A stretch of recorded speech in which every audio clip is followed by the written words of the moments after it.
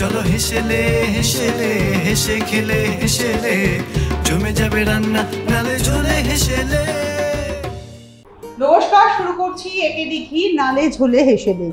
একে দিঘি নালে ঝোলে হেসেলেতে নানা রকমের রান্না হয়, খুব চেনা রান্না, খুব অচেনা রান্না। আজকে খুব চেনা সবজি দিয়ে অচেনা রান্না। কেন বললাম? আমাদের সঙ্গে আজকে প্রতিভা মুখার্জি রয়েছেন। অনেক অনেক স্বাগত আপনাকে আমাদের অনুষ্ঠানে। নমস্কার। আজকে আপনি কি রান্না করবেন? আমি আজকে লাউয়ের বড়া তৈরি করে দেখাতে চাই। লাউয়ের বড়া, তাহলে শুরু করব লাউয়ের বড়া। কিন্তু লাউয়ের বড়া তৈরি করতে কি কি উপকরণ লাগছে, অর্থাৎ ইনগ্রেডিয়েন্টস কি কি, আসুন আমরা একবার জেনে নিই। গ্রেট করা লাউ, চালের গুঁড়ো, নারকেল কোড়া, আখের গুড়, নুন, মৌরি, সাদা তেল, একেডি ঘি। এবারে তাহলে আমাদের জানা হয়ে গেল কি কি উপকরণ, অর্থাৎ এই যে লাউ, আমরা লাউ বাজার থেকে কিনে আনি, এই লাউটাকে কিন্তু আপনি গ্রেট করে নিয়েছেন। হ্যাঁ, এটাকে গ্রেট করে নিলাম। তো এই আপনার কি একটা পাত্র লাগবে? হ্যাঁ, আমার একটা পাত্র, ব্যাটারটা তৈরি করবো। আচ্ছা, এখানে রাখি তাহলে। এত বড় লাগবে না, ছোট হলেও হবে? এটাই থাক। আচ্ছা, কি করবেন এবারে? আমি এই জিনিসগুলি নিয়ে একটা পাত্রে মাখবো। গ্রেট করা লাউ, চালের গুঁড়ো, নারকেল কোড়া,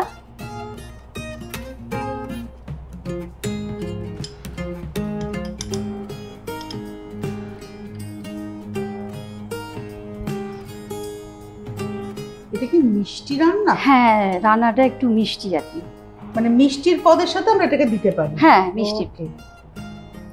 একটু মৌরি দেব,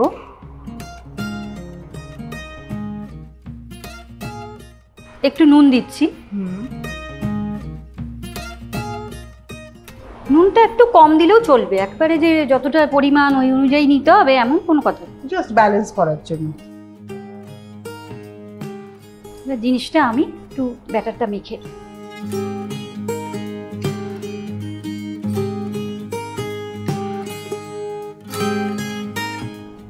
লাউলাম একটু কাট। ও আচ্ছা, এটা হ্যাঁ, একটুখানি রসটা হ্যাঁ,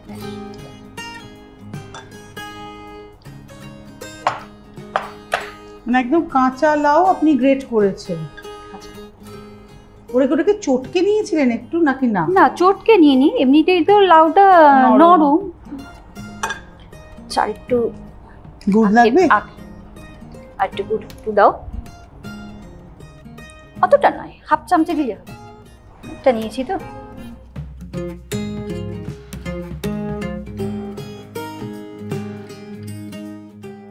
মানে এর মধ্যে পুরো লাউটাই চলে গেছে, লাউয়ের বীজ টিজ সব? হ্যাঁ, পুরো লাউটা। যে কোনো সময় এটা রান্না করে খাওয়া যেতে পারে, আর শীতকাল হলে তো খুবই ভালো হয়। পিঠের সাথে একদম পরিবেশন করা, লাউয়ের পিঠে।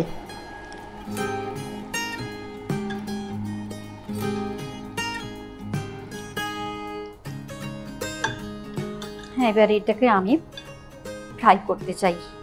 এই হচ্ছে লাউয়ের বড়ার মূল উপকরণ। সব কিছু দিয়ে, চালের গুঁড়ো, নারকেল কোড়া, আখের গুড় এবং তার মধ্যে সামান্য নুন, একটু মৌরি দিয়ে একেবারে লাউয়ের যেটা গ্রেট করা লাউ সেটাকে মেখে রাখা হলো।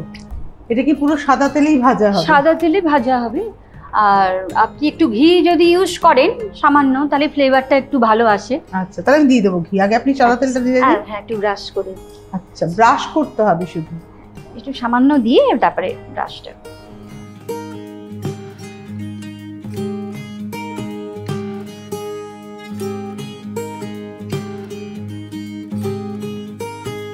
তেলটা একটু গরম হলে দিতে হবে। একটু গরম হলে তারপরে জিনিসটা দেওয়া যাবে।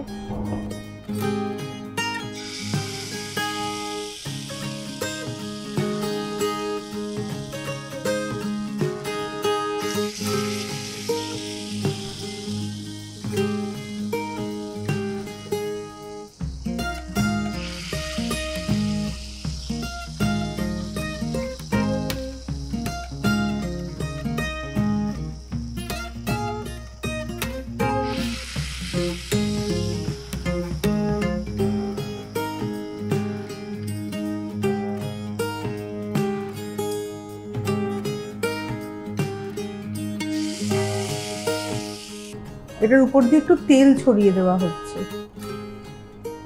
এটা তো তোলার জন্য একটা পাত্র লাগবে। আর এতে ঘি তুমি একটু দিতে পারো, এখন দেবো? সামান্য সামান্য পাশ দিয়ে ছড়িয়ে দিলে ভালো হয়। একেডি ঘি স্বাদে গন্ধে অতুলনীয়। মানে কোথা দিয়ে কত হ্যাঁ, একটু পাশে অল্প অল্প করে ওর উপরে পাশে পাশে ছড়িয়ে দিলেই হবে। বেশ আর লাগবে না, বেশি একটা লাগবে না।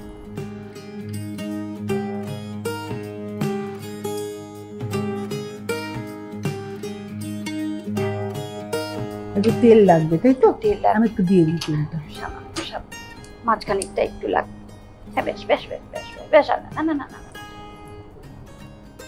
বাহ, তেল এবং ঘিয়ের গন্ধটা যে কি রকম সুন্দর লাগছে।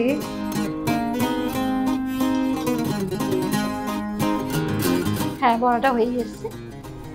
মূলোর বড়া এরকম একই টাইপ, ওটাতে হয়তো একটু কম মিষ্টি একটু দিলেন, কিন্তু জিনিসটা এইভাবে করা গেলে সেটাও বেশ সুন্দর লাগে খেতে। হ্যাঁ, এবারে একটু ঘি লাগবে। একেডি ঘি স্বাদে গন্ধে অতুলনীয়।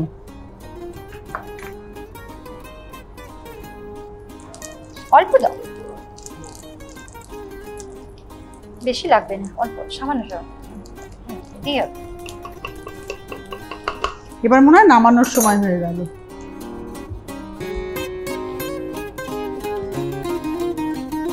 তো প্রতিভা, বড়া মনে হয় কমপ্লিট হয়ে গেছে আপনার।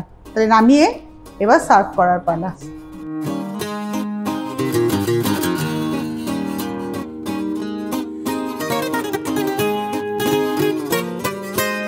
এবারে আপনি এটাকে একটু সাজাবেন, তাই তো? গার্নিশিং করবেন।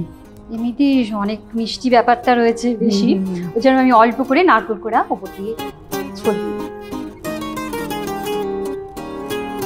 মানে ব্যাপারটা একটু পোড়া পোড়া দেখতে হয়েছে, মানে এটা কি এরকমই হয়? হ্যাঁ, ব্যাপারটা এরকমই, মানে একটু পোড়া পোড়া ব্যাপারটা হবে। মানে আমাদের সেই ছানা পোড়া যেরকম, বা খানিকটা পোস্তর বড়া আমরা সেকে সেকে যেরকম করি, ওই রকমই একটু পোড়া পোড়া ব্যাপার। চলো হেসেলে হেসেলে হেসে খেলে হেসেলে জমে যাবে রান্না নালে ঝোলে হেসেলে।